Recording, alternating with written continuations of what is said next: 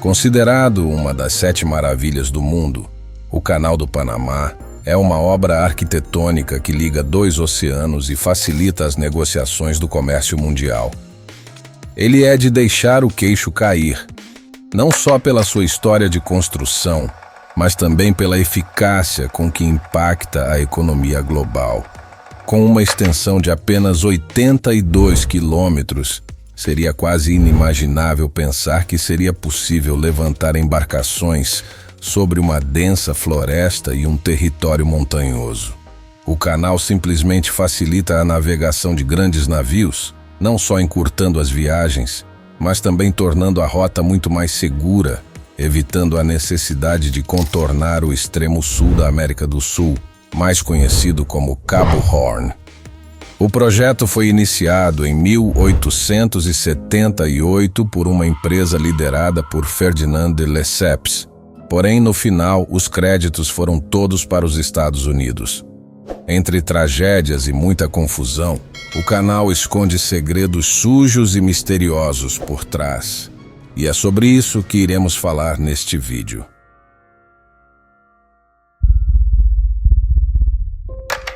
Se nos dias de hoje já é difícil imaginar uma obra que poderia ligar 2 oceanos separados por uma grande extensão de terra, imagine isso há 200 anos, numa época em que a tecnologia que temos hoje nem passava nos sonhos dos seres humanos mortais como nós. Porém, mesmo naquela época, já existiam grandes mentes que, pelo jeito, dariam conta de imaginar e construir feitos incríveis. Todos os anos, mais de 14 mil navios percorrem os 82 quilômetros do canal que conecta o Oceano Atlântico ao Oceano Pacífico. No meio do percurso, ainda existe um lago artificial que ajuda na navegação das embarcações até que cruzem para o outro lado. A construção do canal reduziu drasticamente o tempo de navegação. Antes dele existir, as embarcações precisavam contornar o extremo sul da América do Sul, conhecido mundialmente como Cabo Horn, para chegar ao outro lado. Uma segunda opção naquela época era desembarcar a carga de um lado e atravessar com a mercadoria por terra, até embarcar novamente do outro lado. Mas até mesmo esse método podia levar dias para ser concluído, enquanto hoje atravessar o canal pode levar entre 20 e 30 horas numa travessia completa. O ano era 1878, quando um empresário chamado Ferdinand de Lesseps, responsável pela construção do Canal de Suez, estava diante do segundo maior desafio da sua vida. O primeiro foi conectar o Mar Mediterrâneo ao Mar Vermelho, um feito grandioso, mas que agora parecia simples diante do que ele enfrentaria a seguir. A ideia de encurtar o trajeto entre o Atlântico e o Pacífico já existia desde o século XVI, quando os espanhóis perceberam que um canal entre os 2 oceanos facilitaria o comércio e a exploração. Mas naquela época, isso parecia um sonho distante, algo que ultrapassava até mesmo as mentes mais brilhantes. Foi então que, em 1878, o governo da Colômbia, que controlava a região do atual Panamá, concedeu permissão a Ferdinand e sua companhia para dar início à abertura do canal. A confiança era alta. Se alguém podia fazer isso acontecer, era ele, o homem que construiu uma passagem navegável no meio do deserto. A ideia dele era simples, pelo menos no papel, replicar o que havia feito em Suez, criando uma passagem ao nível do mar. Ferdinand estava pronto e deu início às obras.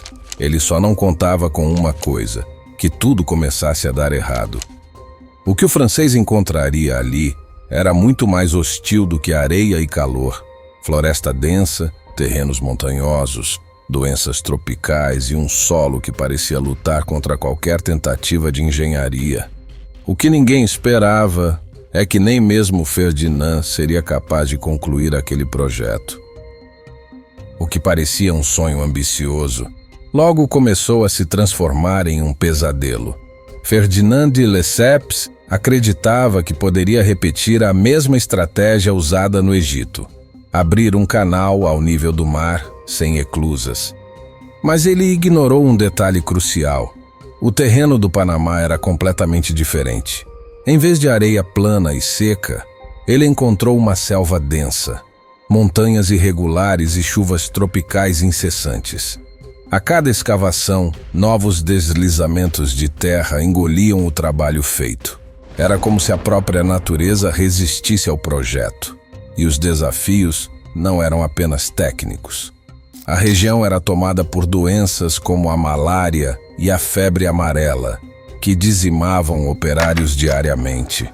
Mais de 22 mil trabalhadores morreram tentando construir o canal.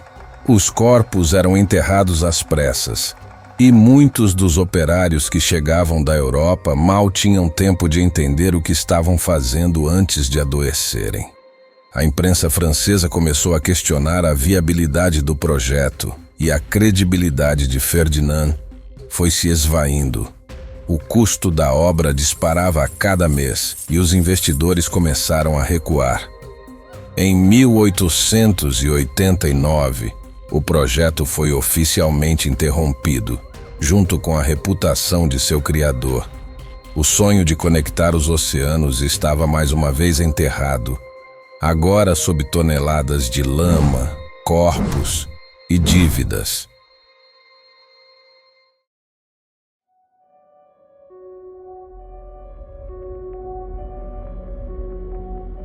Com o fracasso da França, o mundo inteiro acreditava que o canal seria apenas mais uma ideia enterrada pela ambição humana. Mas para os Estados Unidos, aquilo não era um fracasso, era uma oportunidade. No início do século XX, os americanos estavam expandindo sua influência econômica e militar, e sabiam que um canal conectando os oceanos Atlântico e Pacífico daria a eles uma vantagem estratégica gigantesca. O problema: a região ainda pertencia à Colômbia. Em 1903, o governo colombiano rejeitou um acordo que permitiria aos Estados Unidos assumir o controle da construção. Mas os norte-americanos não desistiram. Poucos meses depois, um movimento separatista surgiu no Panamá e, curiosamente, foi apoiado com rapidez e entusiasmo pelos Estados Unidos. Em apenas 3 dias, o Panamá declarou independência e foi imediatamente reconhecido por Washington. Coincidência? Muitos historiadores não acham. O novo governo panamenho, recém-formado, assinou um tratado que dava aos Estados Unidos o controle total da zona do canal. O canal agora tinha novos donos e um novo impulso. Só que para os americanos, construir o canal seria só parte do plano. O objetivo maior era o domínio global das rotas marítimas. Com o controle total da região nas mãos, os Estados Unidos começaram a construir o canal em 1904. Mas, diferente dos franceses, eles não tentaram repetir o erro de cavar uma passagem ao nível do mar. Os engenheiros americanos optaram por um projeto mais ambicioso e complexo, um sistema de eclusas, estruturas gigantes que permitiriam elevar e abaixar os navios ao longo do trajeto. Isso exigia não apenas escavar toneladas de terra, mas também criar um lago artificial colossal no meio do trajeto, o Lago Gatun, que até hoje é parte essencial da travessia. A engenharia foi revolucionária, mas o preço continuava alto. Doenças como malária e febre amarela ainda assolavam os trabalhadores, principalmente os contratados de países caribenhos e da América Latina. Muitos morriam sem nem saber exatamente pelo que estavam sendo pagos. A diferença é que os americanos não ignoraram o problema, como os franceses haviam feito. Médicos e cientistas foram enviados para estudar e combater as epidemias. A criação de sistemas de saneamento, drenagem e o controle de mosquitos reduziu drasticamente as mortes. A construção virou uma operação quase militar. Nada era deixado ao acaso. Após uma década de trabalho intenso, o Canal do Panamá foi finalmente concluído em 1914, no mesmo ano em que começava a Primeira Guerra Mundial. Os Estados Unidos não apenas concluíram o canal, eles assumiram o controle estratégico de uma das rotas mais importantes do planeta.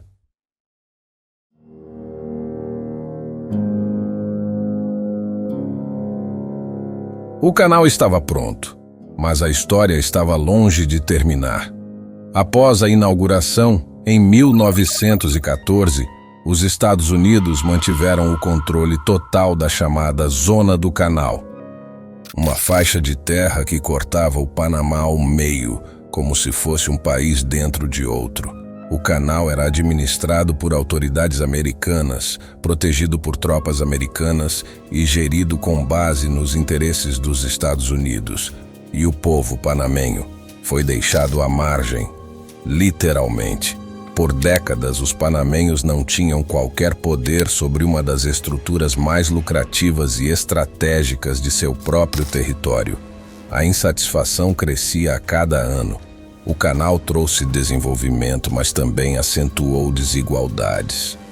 Os trabalhadores panamenhos ganhavam menos, tinham menos direitos e eram segregados dos funcionários americanos.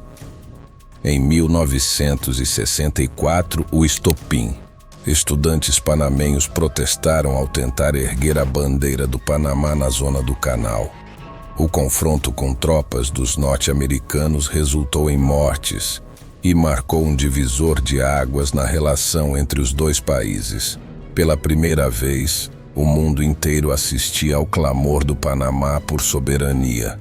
O canal, que havia sido símbolo de progresso e engenharia, agora se tornava símbolo de ocupação e resistência.